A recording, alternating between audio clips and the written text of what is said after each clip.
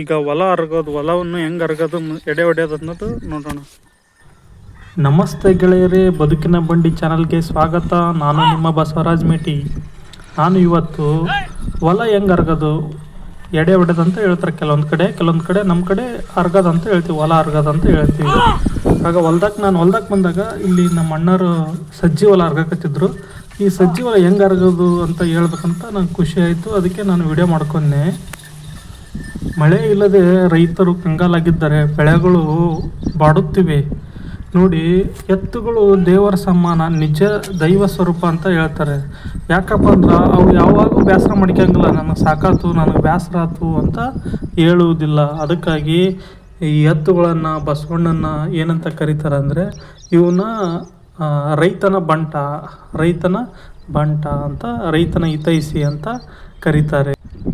ಎತ್ತಿನ ಭಾಷೆ ಅಥವಾ ದನಕರುಗಳ ಭಾಷೆ ರೈತನಿಗೆ ಅರ್ಥವಾಗುತ್ತದೆ. ಅದಕ್ಕೆ ಏನು ಹಸುವಾಗೈತೆ, ನೀರಡಿಸೈತು ಏನನ್ನೋದು ಪ್ರತಿಯೊಂದೂ ಭಾಷೆ ಅರ್ಥ ಆಗುತ್ತೆ. ರೈತನ ಜೊತೆ ಒಬ್ಬ ಗೆಳೆಯನ ಜೊತೆ ಇರೋ ಥರ ಅದು ಆ ಪ್ರಾಣಿಗಳು ರೈತನ ಜೊತೆ ಇರ್ತವೆ ಮತ್ತು ರೈತನು ಅವ್ರ ಜೊತೆ ಇರ್ತಾನೆ.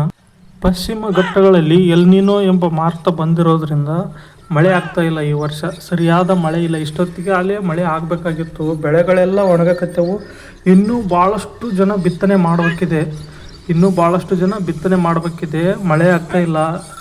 ದೇವರು ದಯ ತೋರಿ ಮಳೆ ಆಗಿಬಿಟ್ರೆ ರೈತರು ಖುಷಿ ಆಗ್ತಾರೆ. ಪ್ರತಿಯೊಬ್ಬರು ಎಲ್ಲರಿಗೂ ಕೂಡ ರೈತರು ಖುಷಿ ಆದರೆ ಇಡೀ ಜಗತ್ತು ಖುಷಿ ಆಗುತ್ತಾ.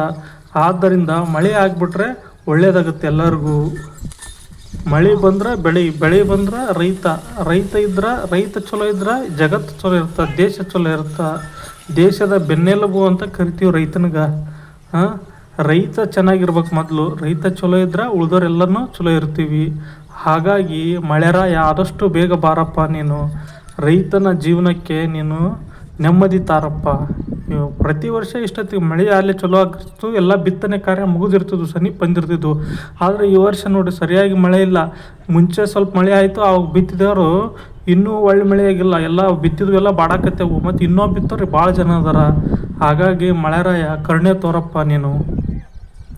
ರೈತಗೆ ಎಷ್ಟಂತ ಪೆಟ್ಟು ಕೊಡ್ತೀರಿ, ಎಲ್ಲರೂ ರೈತಗೆ ಪೆಟ್ಟು ಕೊಡ್ಯಾರ ನೋಡ್ರಿ. ದಲಾಲರು, ಅಮಾಲರು, ಮಾರುಕಟ್ಟೆ, APMC ಅವರು ಪ್ರತಿಯೊಂದರಲ್ಲೂ ರೈತ ಪ್ರತಿ ವರ್ಷವೂ ಕೂಡ ಏನಾಗ್ತಾನೆ, ಒಂದಲ್ದ ಒಂದು ಥರದಿಂದ ಏನು ಮಾಡ್ತಾನೆ, ಸಮಸ್ಯೆಗೆ ಈಡಾಗ್ತಾನೆ ನೋಡ್ರಿ. ಒಮ್ಮೆ ಒಳ್ಳೆ ಬೆಳೆ ಬಂದಿರುತ್ತೆ, ರೇಟ್ ಸಿಗಲ್ಲ. ಕೆಲವೊಮ್ಮೆ ಎಲ್ಲ ಖರ್ಚು ಮಾಡಿ ಬಿತ್ತನೆ ಮಾಡಿರ್ತಾನೆ, ಮಳೆ ಬರಲ್ಲ. ಕೆಲವೊಂದು ಸತಿ ಗೊಬ್ಬರ ಸಿಗಲ್ಲ ನೋಡ್ರಿ. ಈಗ ಯೂರಿಯಾ ಗೊಬ್ಬರ ಸಿಗ್ತಾ ಇಲ್ಲ. ಆ ಥರ ಪ್ರತಿಯೊಂದು ಕಷ್ಟಗಳು ರೈತನಿಗೆ ಭಾಳ ಕಷ್ಟಗಳು ಬರ್ತಾವೆ. ಹಿಂಗಾದ್ರೆ ಕೃಷಿ ಉಳಿಯೋದು ಹೆಂಗೆ, ಒಕ್ಕಲ್ತನ ಉಳಿಯೋದು ಹೆಂಗೆ? ಈ ಒಂದು ಒಕ್ಕಲ್ತನ ಉಳಿಬೇಕಂದ್ರೆ ರೈತ ಉಳಿಬೇಕು. ರೈತನಿಗೆ ನಾವು ಬೆಂಬಲ ಕೊಡಬೇಕು. ರೈತ ಉಳಿದ್ರೆ ದೇಶ ಉಳಿಯುತ್ತೆ, ದೇಶ ಉಳಿದ್ರೆ ನಾವು ಉಳಿತೀವಿ. ಅನ್ನ ಇಲ್ಲದೆ, ಊಟ ಇಲ್ಲದೆ ಯಾರೂ ಬದುಕೋಕ್ಕಾಗಲ್ಲ ನೋಡ್ರಿ. ಕೃಷಿನೇ ಒಂದು ದೇಶದ ಸಂಪತ್ತು. ನೀವು ನೋಡಿರಿ ಸಜ್ಜಿ ರೇಟು, ಮೆಕ್ಕೆಜೋಳ ರೇಟು ಪ್ರತಿ ವರ್ಷ ಏನಿಲ್ಲಾದ್ರೂ ಕಡಿಮೆ ಆಗುತ್ತೆ. ಈ ವರ್ಷ ನೋಡ್ರಿ 1400 1300 ನೋಟ ಬಂದೈತಿ. ಹಿಂಗಾದ್ರೆ ರೈತ ಕಷ್ಟಪಟ್ಟು ನೋಡ್ರಿ, ಟ್ಯಾಕ್ಟರ್ ಕೊಡಬೇಕು, ಗಳೆದಾರಿ ಕೊಡಬೇಕು, ಬೀಜ ಗೊಬ್ಬರ ಕೂಲಿಯಾರಿ ಕೊಡಬೇಕು. ಎಲ್ಲ ತೆಗೆದು ರೇಟ್ ದರ ಸಿಕ್ಕಿಲ್ಲ ಅಂದ್ರೆ, ಬೆಲೆ ಸಿಕ್ಕಿಲ್ಲ ಅಂದ್ರೆ ರೈತ ಏನು ಮಾಡ್ಬೇಕ್ರಿ? ಆತ್ಮಹತ್ಯೆ ಮಾಡ್ಕೋತಾರಂತ ಹೇಳ್ತೀರ. ರೈತ ಯಾಕೆ ಆತ್ಗೇನು ತಲೆ ಕಟ್ಟೈತೆ ಮಾಡ್ಕೊಳಕ? ಅವನಿಗೆ ಸರಿಯಾದ ಬೆಲೆ ಸಿಗ್ತಾ ಇಲ್ಲ, ಸರಿಯಾದ ಗೊಬ್ಬರ ಸಿಗ್ತಾ ಇಲ್ಲ, ಸರಿಯಾದ ಅವೇನು ಸರ್ಕಾರಿ ಯೋಜನೆಗಳು ಮುಟ್ತಾ ಇಲ್ಲ. ಹಿಂಗಾದ್ರೆ ರೈತ ಆಗಂದ್ರೆ ಹಿಂಗಾಗ್ತಾನ್ರಿ ನೋಡ್ರಿ. ಬೋರ್ವೆಲ್ ಹಾಕ್ಸ್ಬೇಕಂದ್ರೆ ಅಂತರ್ಜಲ ಇಲ್ಲ, ನೀರು ಸಿಗ್ತಾ ಇಲ್ಲ ಸರಿಯಾಗಿ.